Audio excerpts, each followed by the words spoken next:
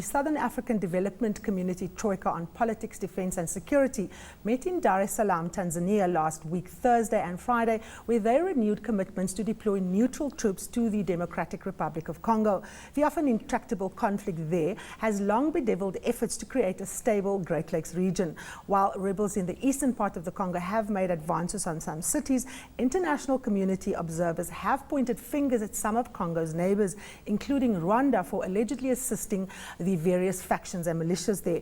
Joining me now in the studio to talk about Rwanda's role in the Great Lakes region is Vincent Karega. He's the High Commissioner to South Africa from Rwanda. High Commissioner, very welcome to Beyond Markets here in South Africa. Now, Rwanda has come under the spotlight, of course, for a whole number of reasons in terms of the current conflict in the Great Lakes region and particularly in the Congo. And it would be important, of course, to get a perspective from you on how exactly you define the developments there, particularly in relation to your own security issues that have often come under the spotlight as a consequence of some of the activities of Hutu rebels who have fled your country in the aftermath of the genocide. You've had to take a lot of responsibility for some of the behavior of what international observers say is the actions of forces aligned to Rwanda. From where you're sitting, what is Rwanda's perspective on the developments in the DRC, particularly as it relates to rebel activity in the eastern part of Congo? Thank you very much. As far as this recent mutiny by the known M23 is concerned, and vis-a-vis reports that Rwanda was backing them, I want to say confidently as a Rwandan ambassador that Rwanda is not part of that problem, despite the reports that we have challenged many times, and the truth will definitely come out. However, Rwanda being the neighbor of Congo and sharing a lot of historical perspectives like the one you highlighted, the fact that most of the genocide there in '94 were facilitated by the international community to move into Congo with their arms and taking civilians as their shield and hostages, has created a complicated situation in that zone, and Rwanda invested a lot of efforts in trying to get the situation to normal by repatriating most of refugees, by tracking seriously those genocidal forces. And as you know, there were about 60,000. Most have been repatriated into Rwanda, integrated in the army or normal life, but another 4 or 5 are still in DRC Congo, alongside with other more than 20 internal militias. Today people are talking of M23, but they forget about other militias, they forget about other terrorist groups from Uganda, Burundi, and so on. So Congo is in problem. Congo has got some historical problems beyond even the Rwandan problem due to governance, due to systems such as defense, police, administration, to handle the internal security, to handle the needs of their communities in integrating, in feeling safe in their country. Now, so Rwanda is a country, we cannot say these are your problems, because we belong to one region. Mm-hmm. We share population, and that's where we face sometimes problems, because there are Rwandophones who are Congolese. They speak in Rwanda, they look like us, we share the culture. Culturally, we belong to one group, but country-wise, we belong to different countries. So even those experts, sometimes they see people speaking in Rwanda with Tutsi or Hutu features that are in Rwanda, and they immediately say, these are the Rwandans. Mm-hmm.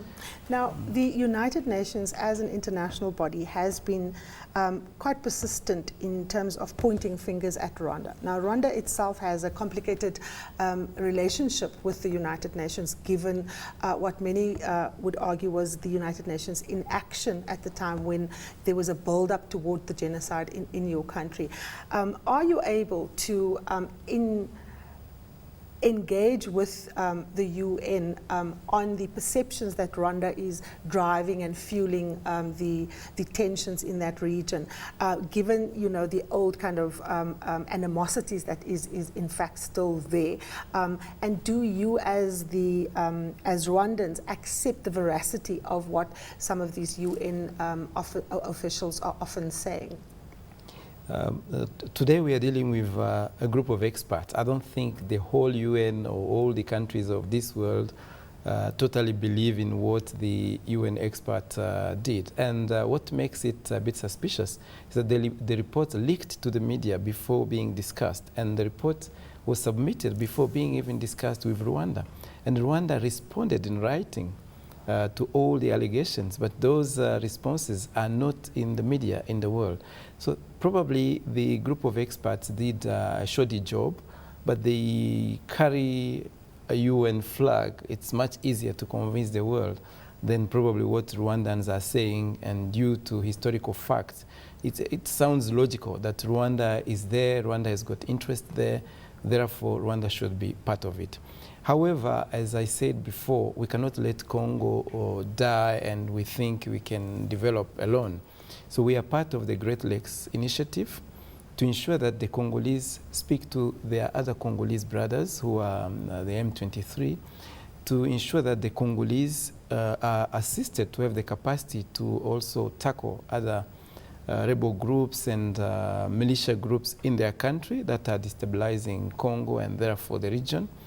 As I speak now, we are also victims of what is happening in Congo. More refugees in the country, less trade on the border, mistrust coming up, and we did not have that in the past. Therefore, it is in our interest as well to ensure that security comes back, to ensure that the region is stable, so that we can move to development project, to better trade, and to mutual respect and sustainable development. In fact, Ambassador, that leads me to my next question. Rwanda has been doing quite well economically. The economic data coming out of your country shows rapid recovery, interesting growth figures. To what extent is the Rwandese government concerned that the continued instability, particularly in the eastern part of Congo, will impact negatively on this positive growth story that is coming out of Rwanda? And is that not a very big reason why it would stand to reason that you would go to extra lengths to secure your borders? Sure, it's not just a matter of even securing the border, it's a matter of ensuring that the region we live in is all growing. As Africans, we also have the responsibility to ensure that Africa as a whole is moving toward growth and transformation. So having Congo unstable and we stable and growing is still in a bad situation. Because as I say, Rwanda is totally safe today. It's probably one of the safest places in the world. Tourism is growing, economy is growing, the people confidence is high, as proven by different data. Corruption is almost zero, and so on. But if that does not spread to the region, those who committed genocide in Rwanda can recruit one day, become stronger and destabilize or put down the economy. And if Congolese remain extremely poor, as probably they are today, for a long time they will become a threat and a danger to the neighbors. Yes. So it is our responsibility to work with the Congolese, and we continue to remain optimistic that a solution will be found. Thank you so much, Ambassador. Unfortunately, we've run out of time. That was Vincent Karega. He's the Rwandan High Commissioner to South Africa. He was talking to us about his country's role in the Great Lakes region.